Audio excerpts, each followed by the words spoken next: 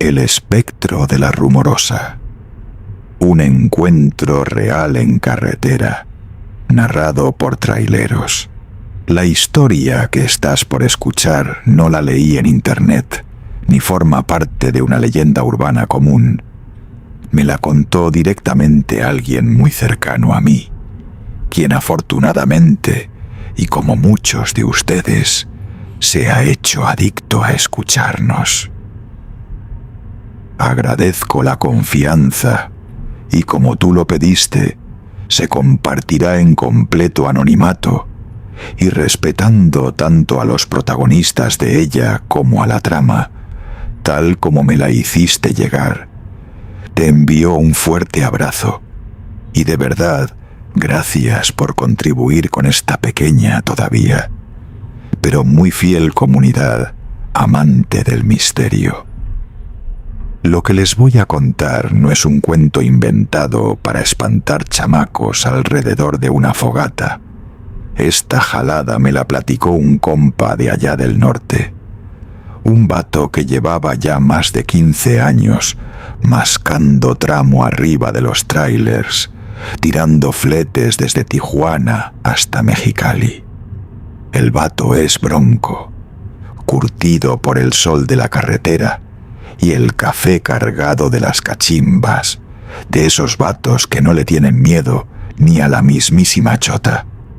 Pero esa noche en la Rumorosa se le arrugó el cuero, compas, y con justa razón, porque no iba solo, llevaba a su huerco, un morrito como de 12 años que andaba de vacaciones y se le había pegado para conocer la ruta. Subir la Rumorosa de noche ya es una chinga de por sí, viejones. Quien ha andado por esas curvas sabe cómo está el pedo. De un lado tienes la pared de piedra pelona, grandota, roja y amenazante, y del otro el voladero oscuro, un abismo que parece que se traga la luz de los faros. El viento entra a soplidos entre las rocas, haciendo un chiflido culero que parece que la misma montaña te está maldiciendo por meterte a sus dominios. El vato venía con la maña de los años, piloteando un Kenworth pesado, despacito en las curvas encajonadas, pero agarrando vuelo en los tramos donde el pavimento se dejaba querer. El chavalillo iba en el asiento del copiloto, echándole plática al papá para no dormirse. Llevaban la cabina medio iluminada, con la luz tenue del tablero y el motor rugiendo bonito. Todo iba bien, dentro de lo que cabe, hasta que pasaron un tramo donde el viento se cortó en seco. Se hizo un silencio helado, tétrico, de esos que te ponen los pelos de los brazos como púas de nopal. Ahí fue donde empezó el infierno. De repente, el tráiler pegó un brinco leve en las muelles de atrás, como si hubieran pisado una piedra, pero el compa sabía perfectamente que la carpeta asfáltica estaba limpia.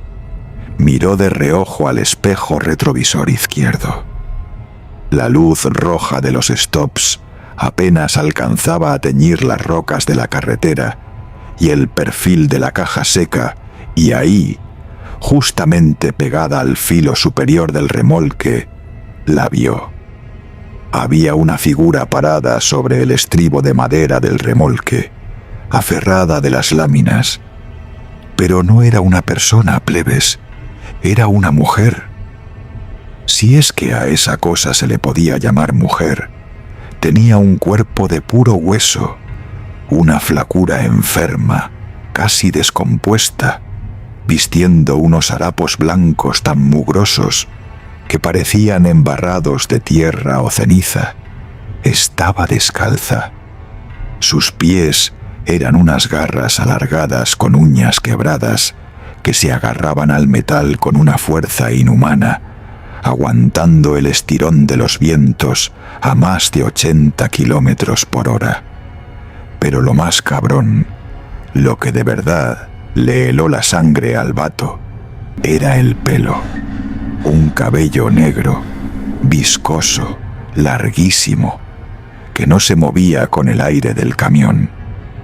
El pelo caía hacia abajo, pesado, como chorreando una especie de humedad oscura que dejaba un hilo sobre el pavimento. El vato sintió que el corazón se le salía por la garganta. Apretaba el volante hasta que los nudillos se le pusieron blancos. No es nada, es el cansancio, son las sombras de las rocas, se dijo a sí mismo, queriendo hacerse pendejo. Pisó el acelerador para sacudirse la vibra, pero cuando volvió a ver al retrovisor derecho, la cosa ya no estaba atrás, estaba pegada a la ventana trasera del camarote. Se había arrastrado por todo el costado del remolque a una velocidad imposible. El vato casi pierde el control de la pesada unidad al ver el rostro de esa criatura pegado al cristal. No tenía piel en los pómulos. La carne pegada a los huesos del rostro se veía seca, acartonada, como la de un cadáver secado al sol del desierto. Los ojos eran dos cuencas oscuras, vacías, pero de alguna manera se sentía una mirada podrida, clavada directo en la nuca del chofer, de la boca, que era un hoyo seco y desdentado. Salía un traqueteo, como si le chocaran las muelas, como si estuviera mascando vidrios. En eso, el chavalillo se voltea, el morro, con la inocencia y el susto a flor de piel, voltea al retrovisor del lado del copiloto y pega un grito sordo, de esos que se te atoran en el pecho y no te dejan ni respirar. «Papá, hay una señora pegada allá afuera. Papá, nos viene siguiendo», gritó el huerquillo, temblando como gelatina, tapándose la cara con las manos y arrinconándose contra la puerta. El compa, con un miedo bárbaro devorándole las entrañas, tuvo que sacar agallas de donde no tenía. No podía paniquearse, porque si perdía el control en esa carretera jodida, se iban directo al voladero. Con la mano derecha agarró al chamaco del hombro, apretándolo fuerte, e intentó poner la voz más dura que le salió, aunque por dentro se estuviera pelando del susto. «No mires para allá, mijo. Cierra los ojos y no voltees. Es una sombra del viento, no pasa nada. Agárrese fuerte de la codera y no me voltee a ver nada», le gritaba, intentando sonar firme, mientras por las mejillas le bajaba un sudor helado. Pero la cosa no se iba a quedar tranquila durante varios kilómetros, que al vato se le hicieron eternos, compa, como si el tiempo se hubiera congelado. En esa maldita Sierra la mujer empezó a moverse alrededor del camión. En una curva cerrada, el vato vio por el espejo cómo la criatura se descolgaba del techo de la caja, quedando colgada boca abajo. Tenía las extremidades extremadamente largas, los brazos deformes con codos que parecían doblarse hacia el lado equivocado. La piojosa empezó a golpear la lámina del remolque con la cabeza. Un sonido seco, huesudo, que resonaba dentro de la cabina como si estuvieran chocando un mazo contra el hierro.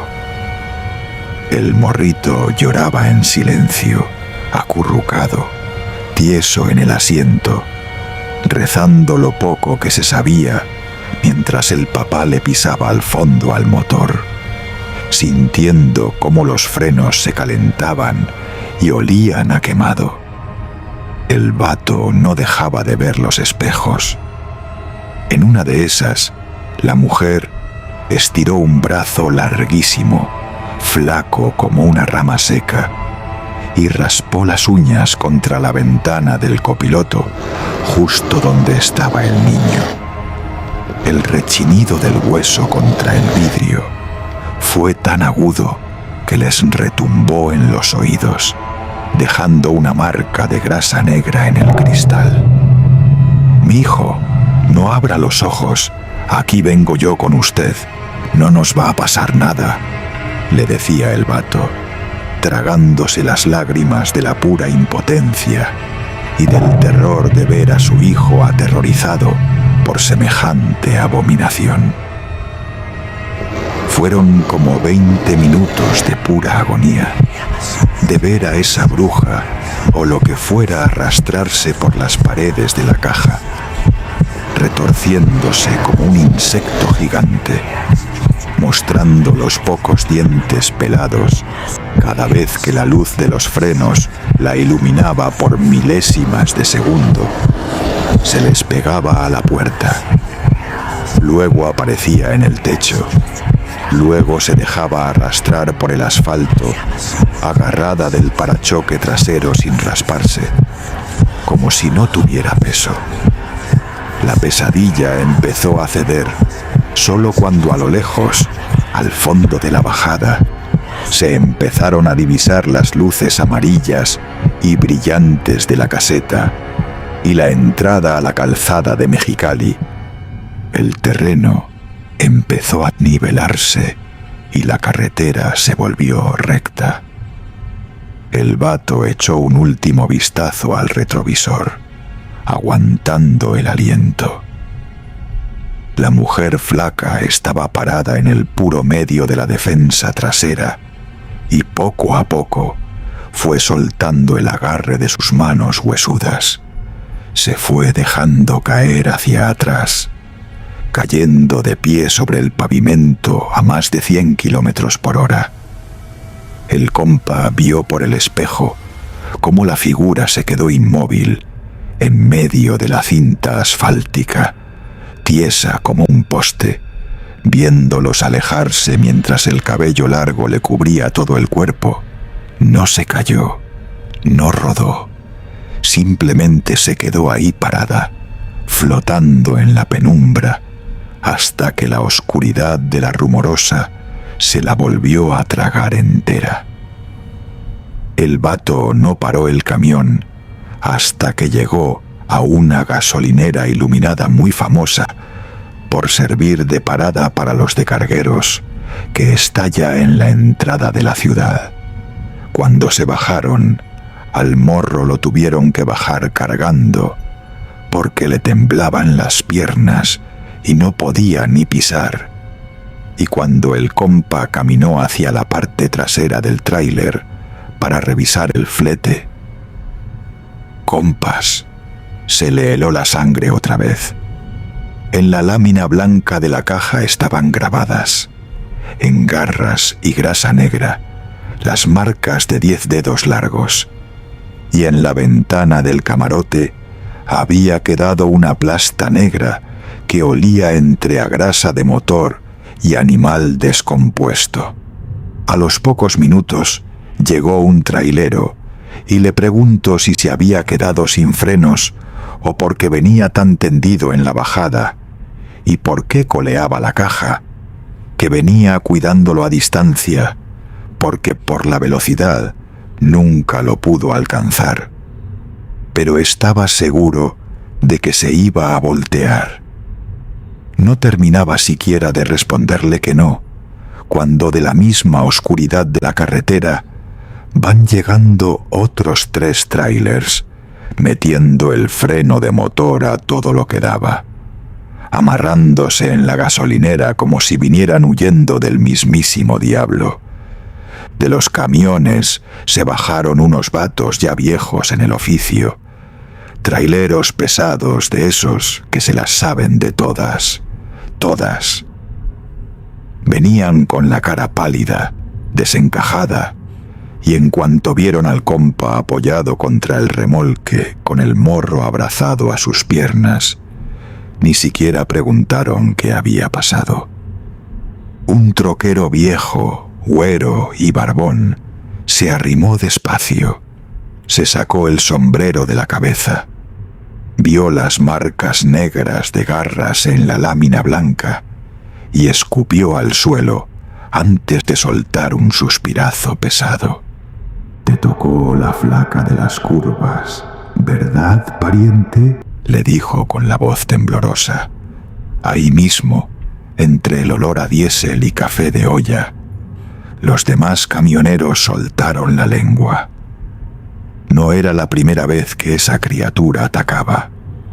Un chavo joven que venía en la segunda unidad juró por su madre que a él se le había trepado 2 meses atrás, quebrándole el parabrisas a tirones y cabezazos. El otro chofer veterano platicó en voz baja cómo un compañero de la línea no corrió con la misma suerte años atrás y terminó al fondo del voladero con la caja del camión rasguñada de lado a lado. Todos en la ruta sabían de ella, pero pocos vivían para contarlo con la marca de las garras todavía frescas en el metal. Desde esa noche, el vato nunca volvió a llevar a su huerco a la ruta. Dice que cada que le toca cruzar la rumorosa de noche, se espera a que llegue otro compa para cruzar juntos, y ya si de plano le toca solo, pues no voltea a ver los espejos por nada del mundo, plebes, porque sabe bien que hay cosas allá arriba en la sierra que no pertenecen a este mundo y que nomás están esperando a que te descuides para subírsete al viaje.